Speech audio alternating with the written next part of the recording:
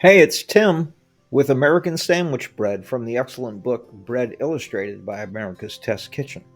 You'll find the recipe on page 86 as well as complete instructions and photos of the process. This recipe is a whole wheat version of the bread, and I used bread flour, whole wheat flour, wheat germ, salt, yeast, whole milk, water, melted butter, and some honey. And for the equipment that I used,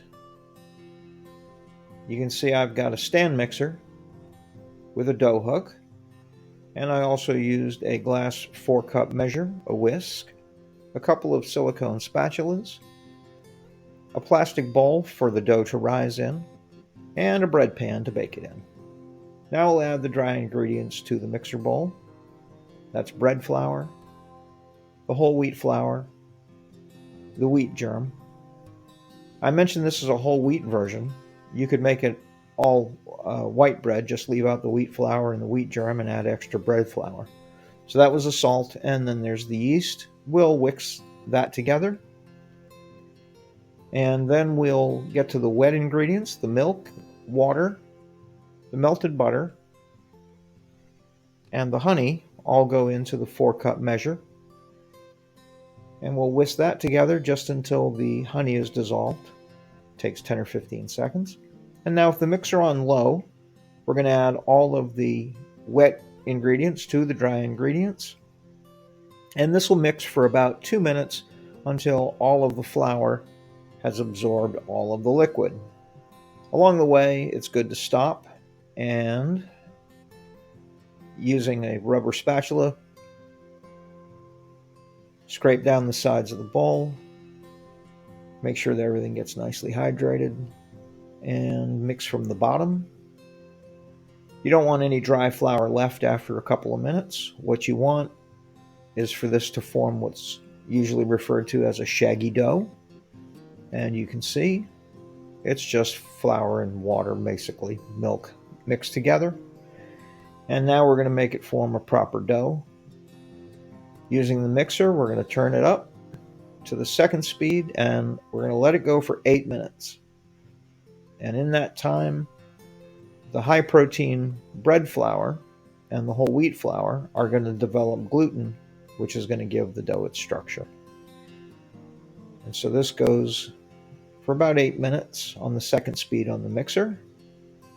Obviously, this is time-lapsed, but the mixer doesn't go above the second speed. I was working on another project at the same time I was waiting on this mixer. You can see me there in the background doing that.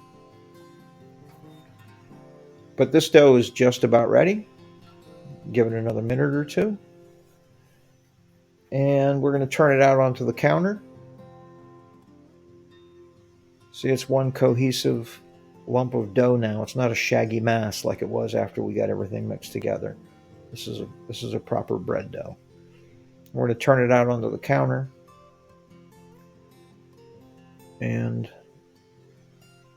it has to be formed into a ball in order to go for its first rise, what's often called the bulk fermentation. So before we form it into the shape it's going to be, it's just a ball. You can see as I'm pulling that dough apart, this has got good strength. It's a nice developed dough. But I'm going to knead it for a minute just because I like to. I enjoy the process of working with dough. A lot of people that you'll see online will talk about how this is kind of a Zen-like process. It's very meditative, and I agree with them. There's just something about working with bread dough, more so than baking cookies or cakes, because you get your hands in it, as it were. This is a living thing. The yeast is alive, and it's just kind of fun. The other thing that's fun is making YouTube videos, and I've made 13, counting this one, and I'm learning how to do that along with learning how to bake bread. Now, this is the first time I've made this particular sandwich loaf out of this book. It's the 13th recipe out of about 100 that I plan on getting to over the course of the next year. And I'm hoping to get better and better at baking and better at making YouTube videos. So that's taken me about a minute and a half, and I have a nice taut ball of dough. I've used no flour on the counter. I've just used the resistance of the dough against the counter as I'm dragging it back, making it pull against itself so that that nice taut skin forms across the top. And now it's ready to go into the plastic bowl. I'll spray that with a little bit of vegetable oil, and I'm going to pop this in there. I'm going to put a lid on it, and it's going to rest for about 2 hours. And after we've formed it into a cylinder shape, we're going to pop it in this non-stick pan, but I always like a little insurance. I put a little bit of vegetable spray in. That's a 9x5 loaf pan. You could also make this in a smaller pan. It would rise higher, but not a big deal. You can see that the dough is doubled in size. I'm going to take it out, put it on the counter. I'm going to pat it into about an 8x8 square. There's no need to measure this. We're just going to form it into a square, and we're going to do what's usually called an envelope fold. So like a business letter, you're going to fold it into 3 sections. I'm turning it so it's easier to see.